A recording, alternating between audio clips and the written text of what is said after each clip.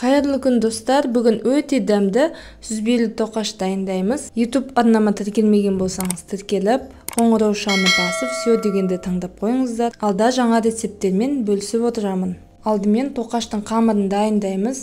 Ыдысымызға жылы сүт, аштықы, қамыр елегенде қосатын қанттың кішкене бөлігін қосамыз, және ұннан да кішкене бөлігін қосамыз. Жақсылап араластырып, ауа өтпейтіндей етіп бетін жауып, 10-15 минутқа көтерілгенше қалдырамыз. 15 минуттан соң апара болып көтерілгеннен кейін үстіне бағанағы қанттың қалғанын қосамыз, сұйық май, қаймақ қосамыз. Мен қолдың қаймағын қостым, немесе 20%-ығын қосасыздар. Үстіне жұмыртқа қосып, жақсылап араластырамыз. Бөлек ыдыста ұнға тұзды қосып, жақсылап араластырып, сұйық массамыздың үстіне қосамыз. Қамыр илейміз. Қамыр сәл біріктау деген кезде бөлме температурасындағы туралған сармайымызды қосып, жақсылап иін қандырып, қамырды илейміз. Илеп болған қамырды ауа өтпейтіндей етіп бетін жауып, көтерілгенше қалдырамыз.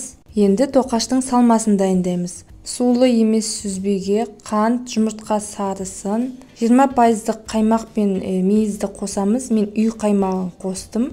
Және мейізді жуып, суын сорықтырып барып қосамыз.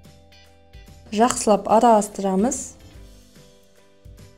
Ашыған көтерілген қамырымызды аздап қана ұн сеуіп, бір елеп жібереміз.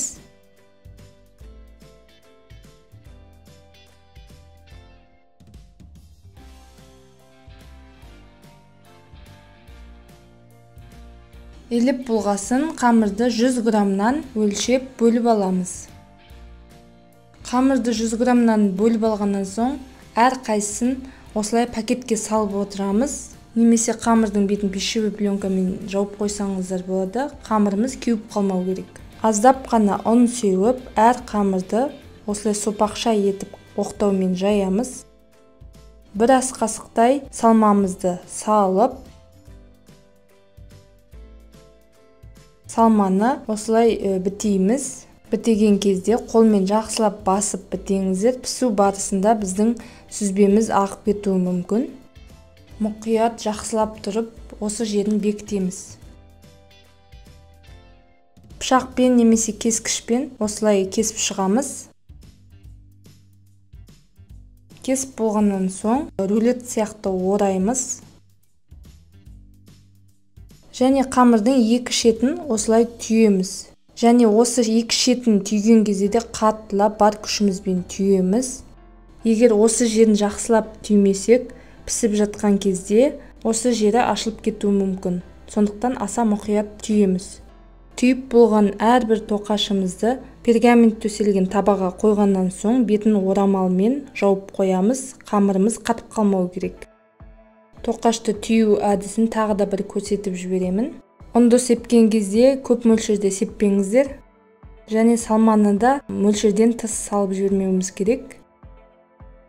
Неке осындай шеттерін жақсылап бекітеміз.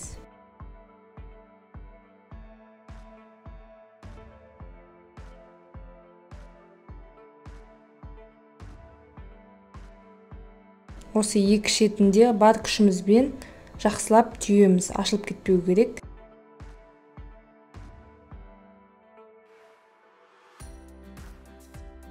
Тоқаштың қамырын табаға орналастырғаннан соң орамалмен осылай бетін жауып расстойкаға 15-20 минутқа немесе жарты сағатқа қалдырамыз. Тағы да көтерілген қамырдың бетіне жұмыртқаның сарысын жағып шығамыз. Қызып тұрған пеште 180 градуста 25-30 минуттай пісіріп аламыз. Әр пеш әртүрлі болғандықтан өз пешіңіздің ыңғайына қарайсыздар. Неке дәмі тіл үйретін сүзбелі тоқашымыз дайын.